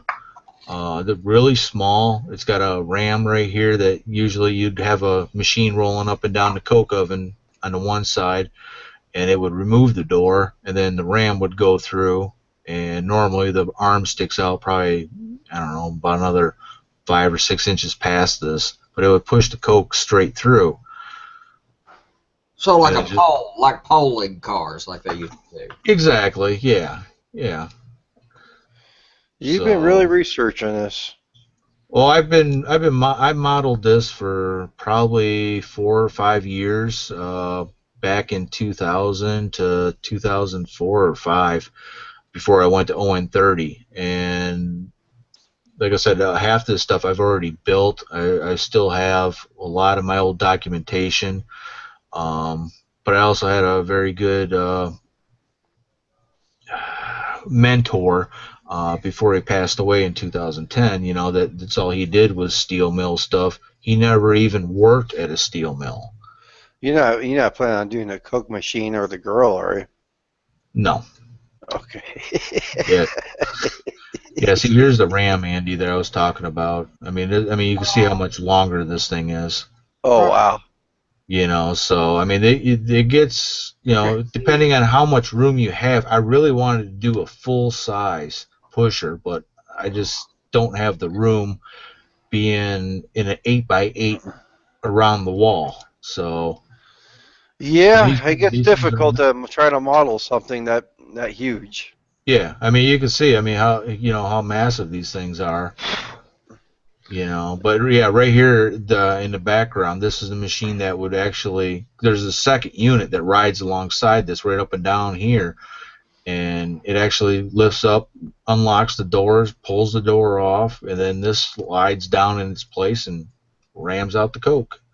Yeah, it's like that guy I was talking to. Me and you talked up at the convention because I told you what that guy was talking about. He had built his by shoving a pole up through the layout base. So, you know, it's like he had a sub layout underneath the layout, and he had a little SW1200, SW1500 or something with no cab on it, with a pole shoved from that locomotive up through the benchwork of his layout to move. Right. Now, that was moving the Hewletts, though. That's how he moved the Hewletts.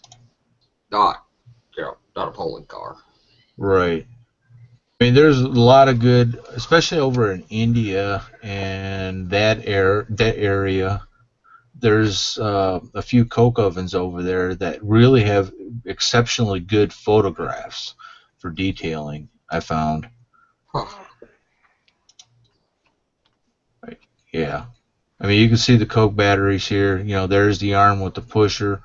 The machine evidently must be for pulling the doors is on the other side of this. So, but yeah, I mean, they're just huge. Oh, I get the fascination with this. This is just what an industry. Yeah, you know, and I mean, I've always been. I don't know. It's because my dad worked for making missiles when I was a kid. You know, welding and stuff like that. And I always thought it was neat. You know, when you take a stick, you know, and then bring two pieces of metal together. You know, I don't know if it's that or just the fact that you're able to take that piece of metal and just, you know, heat it up so hot it actually starts dripping, you know, melting, and I don't know whatever got me involved with this, but you know, it seems to be one of the things that I enjoy the most. So, but yeah, this is here. This is like what Walther's put in their kit, the quench car, and then here's the pusher, which. Yeah, this is, but this is exactly just like Walther's, what they put in the kits if you spent the extra $125 to get these two pieces. $125 and it's not powered. Nope, not powered. It's all plastic. Well, it's definitely different from what anybody else has done on here that I've seen so far. You doing the steel mill stuff. Oh, well, yeah. From what Bill was telling me, I think I'm the only one that is actually doing steel mill stuff. Besides, you know, I mean, dedicated to it. I know that Josh is doing some, but is he? I haven't seen the only one that comes close to this. You don't even come on this live show stuff and this DJ Trains. Right. Yeah. Yeah. I just really enjoy industry. You know, not just a not just a model railroad that runs along and has various industries. A layout dedicated to one industry. All of those are the ones that seem to be so much more believable. Right. Yeah. This right here would be the size that I'm doing with mine. This is almost exact identical, except for this has got a short arm on it. Mine will be a little bit longer, and I'll also have the. Actually, this one does have it. This unit here is what reaches over, grabs the face of the coke door and pulls it off. So, but my transfer car that'll be up here on top of the coke oven, I'm actually going to motorize that once I find some smaller HO scale rail other than Code 83 that I can glue to the top. And then I'll kit bash something and use the little RC. How much do you need? What size? How much? Because I just bought. I don't know what track is available smaller than 83 because I really never have gotten anything that small. Well, 55, isn't it, Andy? Well, you do 70, 55, or 40. But the reason I ask if you needed more is I just bought a 10-pack off of Jimmy, 10 pieces of code 70 flex that I'm just going to rip rails off from and use. I don't need that much. So see, I need probably one piece of flex track 30 inches long. That should be more than sufficient for me to get from one end to the other of the coke oven, and including under here where it actually would drop the coal into the unit so it can go down and drop it in. So I'm going up to Indianapolis in 2 or 3 weeks to work. So, or it's Richmond, so it's actually closer to you. Oh yeah. I'll give you a shout. Okay. I got a piece of 70 for you. Yeah, see, here's a real good photo of what, a few people have been doing over in the UK. And that weathering's great, too. Yeah, and that's where, that's where I'm glad I finally found all my airbrush supplies, because now it's time to really start turning the wick back up and getting back into the old groove. Eastern Steel and Iron. That I think I've seen that. It's a section, a somewhat a modular steel. I think if I've seen that one right, it's not a section of modules. If I'm thinking of the right layout, Eastern Steel and Iron. I was thinking that was one of those Expo layouts, British Expo layouts. Right. Eastern Steel and Iron. Let me look. Yeah, that's where I'm at right now. I'm just I'm bouncing around a little bit so I don't get burned off on one thing and don't want to go back to it. So that's why this week, it's okay. I got this. I got all kinds of styrene. Let's start putting one together. And I had this all cut out in about 2 hours. I think I had maybe another 3 hours putting it together.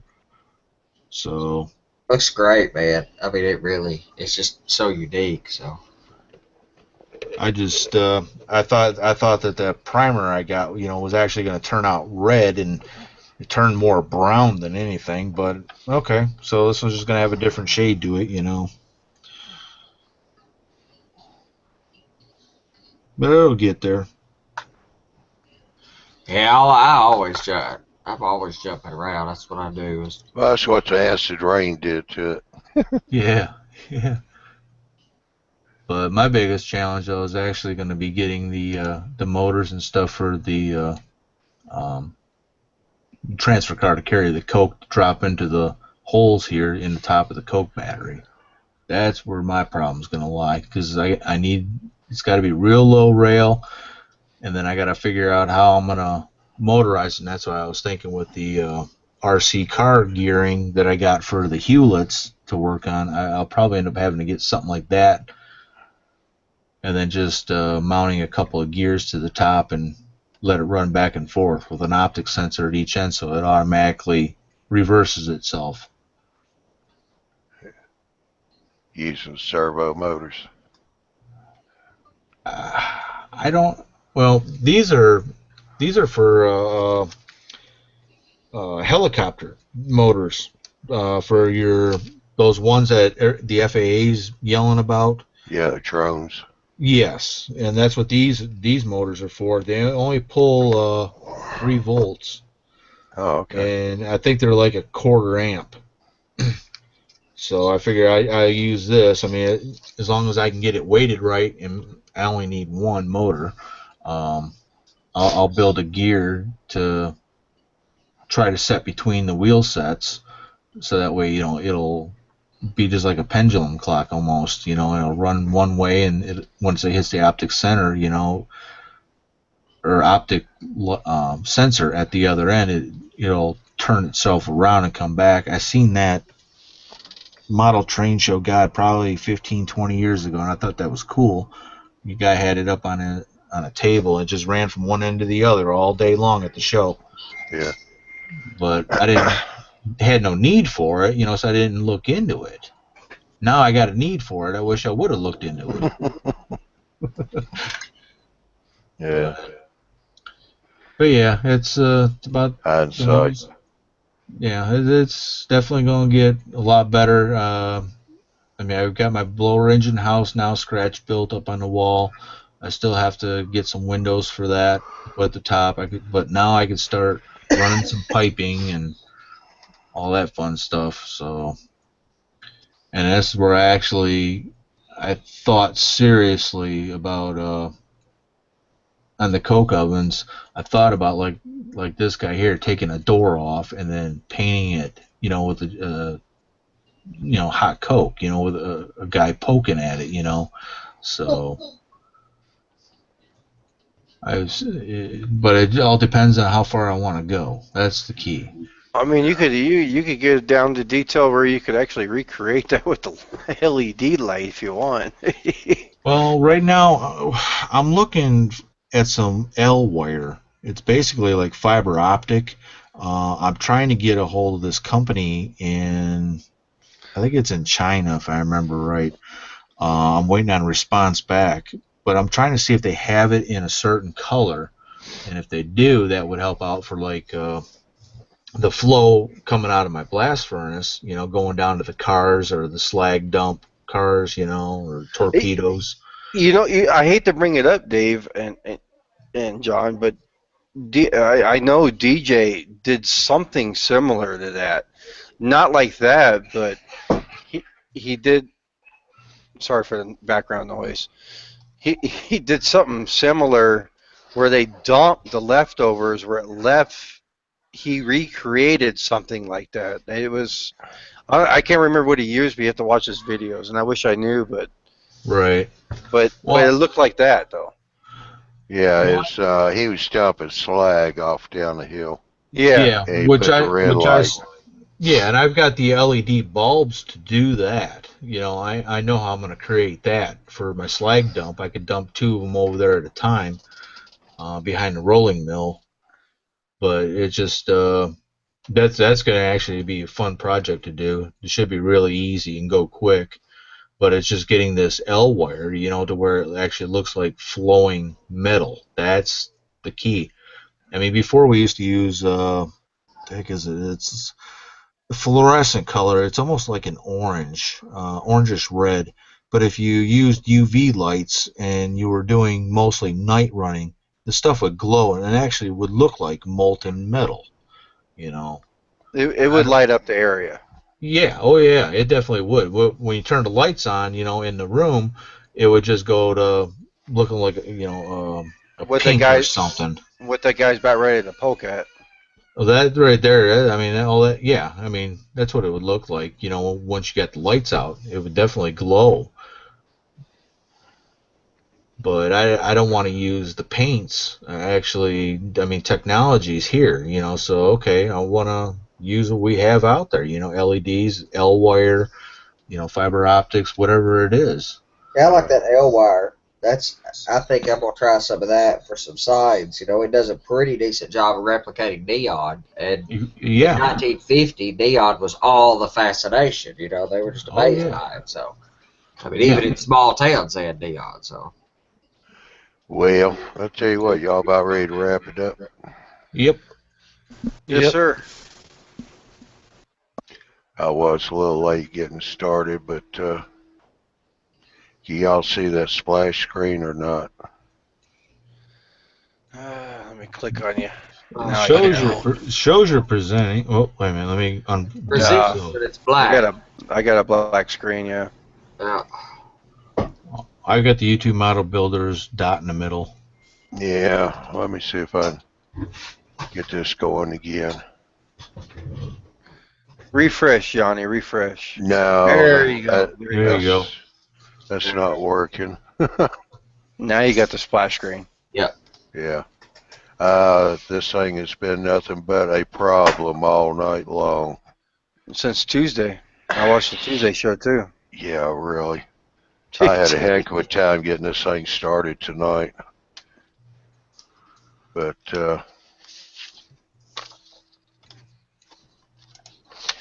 alrighty, I think we've pulled off another good show tonight.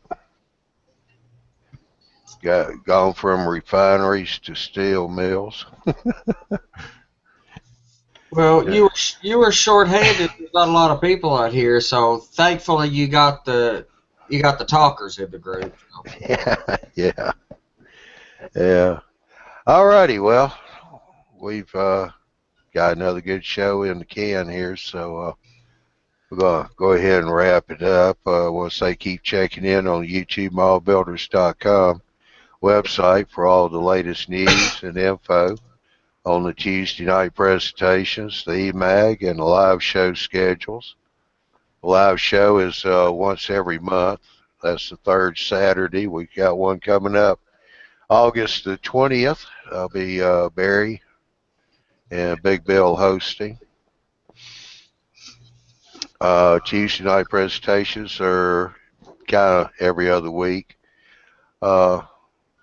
We've got a schedule up on youtubemall.com so you can see who's going to have the show, if it's Chino or Barry. And I'm doing a show in September, hosting a Tuesday night show with Bill the Track Planner. So those are always good shows there. The E-Mag is bi-monthly, comes out every other month. So we got one coming out in September. And JD usually tries to get those out about the middle of September, somewhere it's right around the 15th. Tries to stay consistent with it. Thursday's general hangout is each week as well. All the shows, Saturday, Tuesday, and Thursday, are all at 9 o'clock Central Time. Right now we're in daylight savings, but it's 9 o'clock Central Time, so check your time zone so you don't miss.